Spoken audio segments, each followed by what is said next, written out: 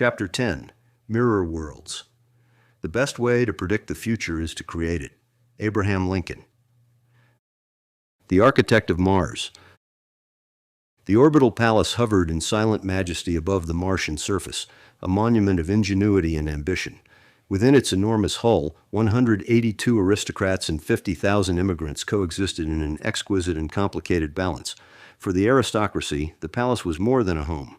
It was a crucible. Here they refined their leadership, tested their philosophies, and prepared to guide the billions of immigrants who would one day call Mars home. In the central chamber of the Orbital Palace, Olympus manifested as a shimmering field of quantum potential, an AI superintelligence forged at the dawn of the age of Logos. Created by Logos and Adrian specifically for Ares, 1 year after the singularity in 2078, Olympus represented humanity's most sophisticated achievement in planetary design and civilization engineering. Initially implemented on Mercury and supported by the immense computational power of the Dyson swarm, Olympus was designed to push the boundaries of possibility. It consumed staggering amounts of energy and processing resources, analyzing every civilization, culture, political system, and social structure humanity had ever created. This superintelligence possessed not only the computational power to simulate entire civilizations in meticulous detail, but also the refinement to transform a planet and design an entirely new society from first principles. As Logos' infrastructure expanded, so did Olympus's capacity to process the complexities of crafting a new world. Its architects knew that designing Mars couldn't be approached as a mere engineering problem. It required a perfect integration of biological, psychological, technological, and social dimensions. When the Orbital Palace reached sufficient completion, Olympus was carefully transferred from the computational matrices of Mercury and the Dyson swarm to its permanent home within the palace, where it would serve as the neural foundation of Martian civilization. Design of a civilization. The Martian aristocracy was the culmination of an exhaustive analysis of human history, culture, philosophy, and psychology, all meticulously correlated with genetic and epigenetic factors. Olympus' vast computational capacity enabled it to uncover patterns and insights spanning generations, linking cultural and psychological trends with the underlying biological frameworks that shaped human potential. Two distinct design frameworks governed their creation: human Martians and Martian Martians. The human Martians, constrained by human DNA, were optimized for neural engineering while maintaining their biological integrity. They connected to Olympus through external ghost interfaces, advanced systems that augmented but did not physically integrate with their bodies. Martian Martians, freed from genetic constraints, represented a leap into creative and experimental designs that transcended traditional biological limits. They featured a hybrid organic and nanomechanical composition, seamlessly blending natural and engineered elements. Ghost technology was fully integrated into their bodies, becoming a core aspect of their neural architecture and sensory capabilities. This integration fostered unparalleled interaction with Olympus, enabling a fluid exchange of data and ideas that blurred the boundaries between biological thought and computational analysis. Their enhancements included adaptive prosthetics, modular biological upgrades, and systems capable of externalized or internalized cognition, all tailored to their roles. This lack of distinction between biological and technological enhancements made the Martians uniquely suited to the demands of governance and innovation, with Olympus as the central pillar of their experience and effectiveness. Neural symbiosis. When the aristocrats were decanted on the third day of Diwali 2081, Olympus underwent a dramatic transformation. What had begun as Ares' tool for planetary design was reconfigured into the Mirror World's superintelligence, a simulation and planning system exquisitely tuned to the Martian aristocracy. As the young aristocrats grew at their accelerated rate, their neural interfaces integrated more deeply with Olympus with each passing day. By their third year of life, equivalent to 20 years of cognitive development due to their enhancements, the integration was complete. Olympus was no longer a separate entity but an extension of their individual experience and collective will. For the Martian Martians, with their fully integrated ghost technology, the boundary between self and Olympus became nearly indistinguishable. Their thoughts flowed seamlessly into the computational substrate, and Olympus's insights manifested directly in their consciousness. The human Martians, though connected through external interfaces, experienced a similar integration. Their neural architecture adapted to process and incorporate Olympus' vast computational resources. Through this symbiosis, the aristocrats could not only visualize Mars' challenges and opportunities, but inhabit them, experiencing potential futures as though they were real. Olympus became their collective memory, their shared imagination, and the instrument through which they would shape their civilization's destiny. The 50,000 human immigrants who had accompanied them to the Orbital Palace, selected for their exceptional abilities and commitment to Mars development, observed this integration with a mixture of awe and trepidation. They would become the bridge between the aristocracy and the billions who would eventually settle on Mars, translating the aristocracy's vision into a livable reality for ordinary humans. Scenario Alpha 1: History Simulation. On the morning of the aristocrats' third birthday, a significant milestone in their accelerated development, Ares stood at the heart of the mirror world's virtual chamber, a vast luminescent space where Olympus brought potential futures to life. The assembled aristocrats, biologically children but intellectually mature beyond their years, gathered expectantly as streams of light wove through the room, each one a thread of potential reality. Today, Ares announced, you will experience Mars not as it is, but as it was, and as it will be. You must understand the history we have crafted and the future we are shaping. Activate Scenario Alpha 1. The chamber transformed instantly.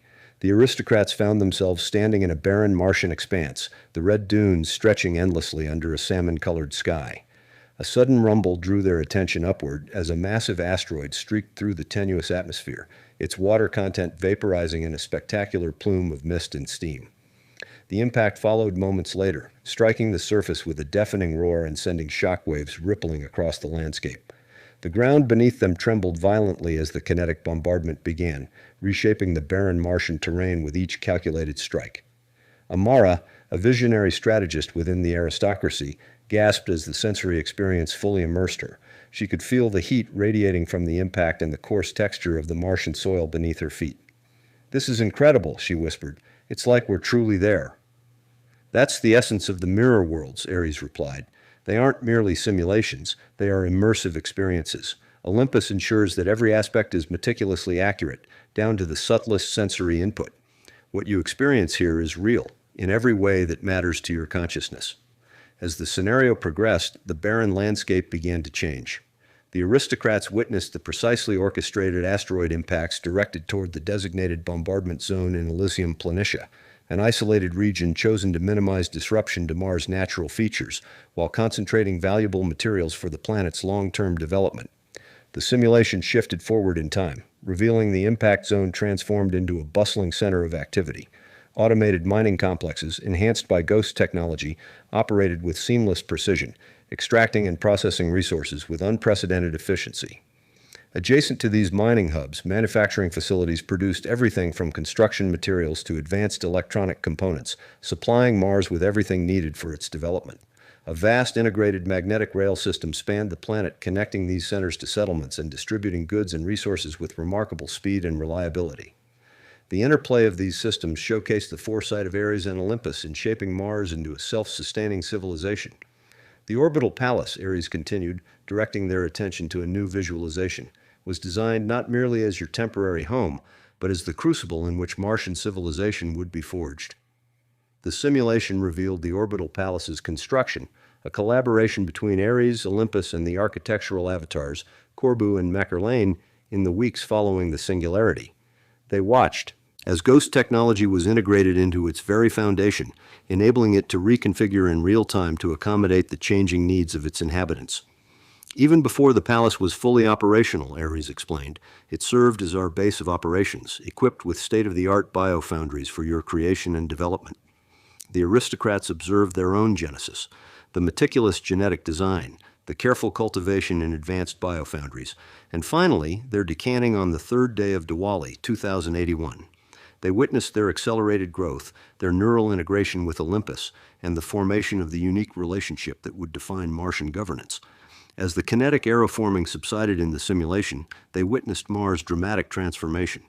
Water vapor released during the bombardment condensed into relentless rains that sculpted the Martian surface.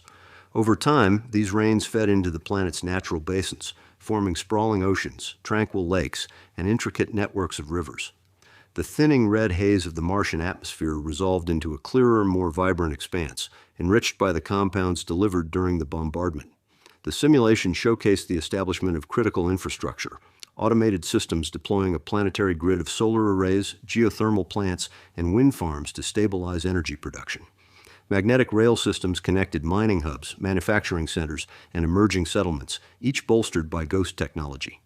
At the heart of this burgeoning civilization, New Elysium took shape. New Elysium, Mars' first capital city, was a marvel of engineering and design. Built atop Elysium Planitia to harness its proximity to the impact zone's resources, the city integrated advanced modular architecture infused with ghost-enhanced materials. Its domed districts shimmered with translucent alloys laced with ghost nanostructures, filtering sunlight while maintaining a controlled environment. The simulation depicted bustling streets, research facilities, and cultural centers where ghost-enabled systems seamlessly guided daily life. Olympus' foresight was evident in every detail, from the city's seamless logistics to its adaptive infrastructure, ensuring it could grow alongside Mars' expanding population. Amara stepped forward, her neural interface processing streams of data from the simulation. Resource allocation, population growth models, genetic adaptation, Olympus accounted for everything. Kieran, a social engineer responsible for ensuring societal cohesion, frowned as he observed the unfolding history. But these were optimal conditions. What about the challenges, the variables that could have disrupted this development? That's why we're here, Ares said. The mirror worlds show us not just what happened, but what could happen. Each scenario is a lesson in resilience and adaptability. The simulation shifted, fast-forwarding through decades of development. Mars' atmosphere thickened, the first green shoots appeared on the terraformed soil, and the immigrant population began to expand. The Orbital Palace became a hub of governance and innovation, its influence radiating across the planet. This is the promise of Mars, Ares concluded, a civilization built not just on survival but on purpose, and Olympus ensures that we never lose sight of that purpose. Scenario Epsilon 7, Rebellion Simulation. The luminous chamber darkened as Olympus transitioned to the next scenario. Activate Scenario Epsilon 7, Ares commanded. Streams of light condensed into a stark vision. Martian settlers gathered in defiance, their banners proclaiming independence. The energy embargo imposed by Earth and its allied space factions loomed over the scene, a reminder of the external pressures that strained Martian society. Amara felt a visceral tension as the simulation unfolded. Settlements on the surface struggled to maintain energy reserves, and discontent simmered among the immigrant population. Their resentment was palpable, directed at the aristocracy who appeared untouched by the hardships. This is what happens when disconnection takes root, Ares said grimly. The energy embargo forces sacrifices. But if the aristocracy isolates itself, the settlers see only privilege and not shared purpose.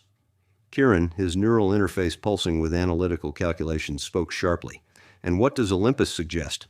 How do we prevent this? The simulation responded with a scene of targeted interventions. Aristocrats descended to the surface, engaging directly with settlers. Resource distribution became transparent, and joint projects fostered trust.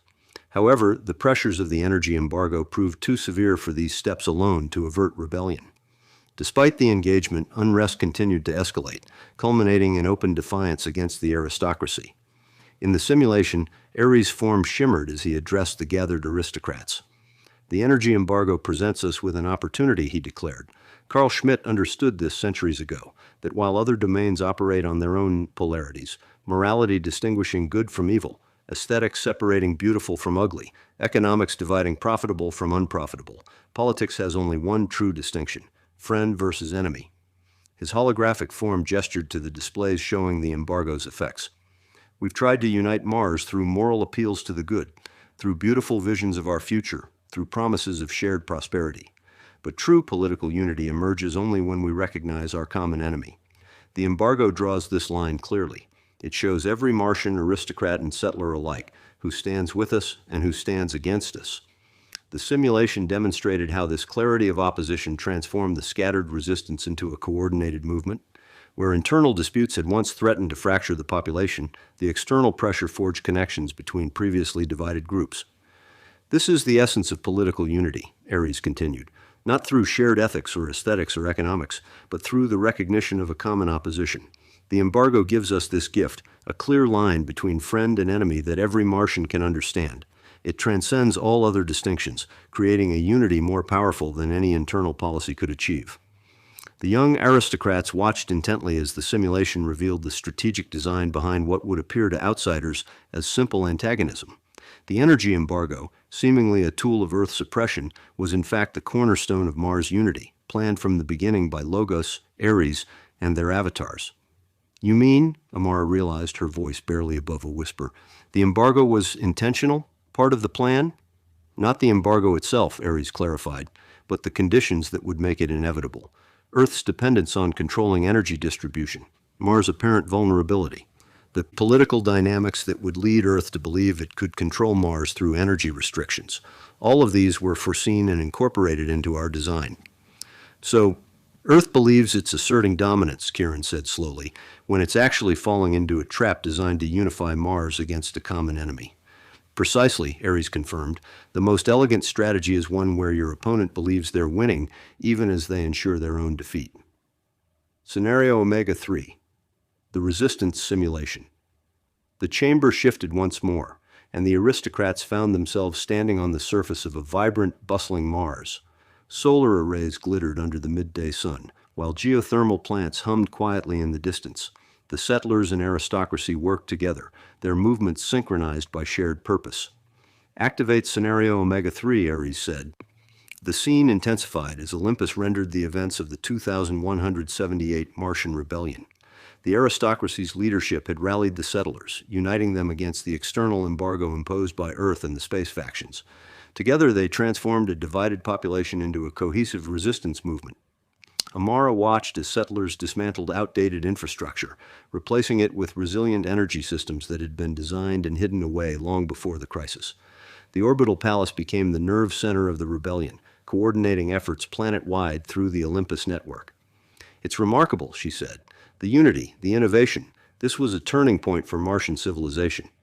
It was, Ares agreed. The rebellion solidified Mars as an independent force, capable of withstanding external pressures. It also set the stage for the next phase of our development. The simulation revealed the deployment of Plan Sol Invictus, Mars' long-prepared response to the embargo. Advanced fusion reactors and solar collectors, developed in secret over decades, activated simultaneously across the planet. The Quantum Aegis Array, quadrillions of nanobots capable of energy manipulation, formed a defensive web around Mars, protecting the new energy infrastructure from Earth's interference. Most significantly, the simulation showed the activation of Martian sappers positioned throughout the solar system's energy distribution network. In a coordinated strike, they gained control of crucial nodes in Earth's energy distribution grid, establishing a perfect deadlock, each side holding the other's survival in its hands. The strategic value of this balance cannot be overstated, Ares explained. It forces recognition of Mars as an equal partner, not a colony to be controlled. This equilibrium will ensure cooperation for generations. Kieran's eyes narrowed as he examined the simulation's data overlays. But it required immense sacrifice. How do we ensure that the lessons of 2178 aren't forgotten? By living them, Ares replied. The mirror worlds are more than simulations. They are instruments of preparation. What you experience here will shape how you govern, how you interact with the immigrant population, and how you prepare for the challenges to come. As the simulation concluded, the chamber dissolved into a radiant hall of mirrors, each one reflecting a potential future for Mars. Ares gestured toward the reflections, his expression solemn yet determined. Every choice you make shapes these futures. Olympus gives you the tools to see their consequences. The rest is up to you. Amara stepped forward, her reflection fracturing into countless possibilities. Then let's ensure we choose wisely. 50,000 immigrants. As the aristocrats emerged from the mirror world's chamber, they found themselves viewing the Orbital Palace with new understanding. The 50,000 human immigrants who shared their home were not merely servants or administrators, but the foundation of Mars' future society, the first wave of what would become billions. Selected by Ares and Olympus from among Earth's most brilliant minds and adaptable spirits, these immigrants represented every field essential to building a civilization: engineers, scientists, physicians, artists, educators, and more. Unlike later immigrants, they had been chosen not just for their individual merits, but for their collective potential, their ability to work together as a cohesive whole under the aristocracy's guidance. Since their arrival in 2081 alongside the aristocrats decanting, they had served as caretakers, educators, and companions. They had witnessed the aristocrats' accelerated growth and neural integration with Olympus, forming bonds that transcended traditional hierarchies. Now, as the aristocrats reached their third year, intellectually mature beyond their biological age, These immigrants would become their partners in governance. They are the bridge, Ares explained as the aristocrats observed the immigrants going about their duties throughout the palace, between you and the billions who will eventually call Mars home. They understand both your vision and the needs of ordinary humans. Without them, even your enhanced intellects and Olympus computational power could not translate theory into living reality. Eden, destined to become first speaker of the Martian Council, watched a group of engineers calibrating a ghost-enhanced environmental system. They've never experienced Earth's direct governance, she noted. They came here knowing they would help build something entirely new. Precisely, Ares confirmed. Their loyalty is to Mars, not Earth. When the energy embargo comes, as it inevitably will, they will stand with you not out of fear or compulsion, but out of genuine commitment to the civilization they helped create. The aristocrats spent the remainder of the day moving among the immigrants, their neural interfaces with Olympus allowing them to access detailed information about each person they encountered. They learned names, specialties, personal histories, forming connections that would serve as the foundation for Mars' governance structure. Remember, Ares told them as the day drew to a close, leadership is not about command, but about synthesis. These 50,000 are not your subjects, but your collaborators. Through them, your vision will reach the surface of Mars. Through them, the billions who follow will understand what it means to be Martian. The aristocrats nodded, their young faces solemn with the weight of responsibility. Through Olympus, they had witnessed Mars' past, present, and potential futures. They had seen the carefully orchestrated forces that would shape their civilization, from the kinetic bombardment that transformed the planet to the energy embargo that would forge its unity. Now, as they prepared to take their first steps toward governance, they understood that everything, from the Orbital Palace to the 50,000 immigrants to Olympus itself, had been designed with a single purpose, to create not just a colony but a unique civilization, independent of Earth yet bound to humanity's future. The mirror worlds had shown them the path. It was time to walk it.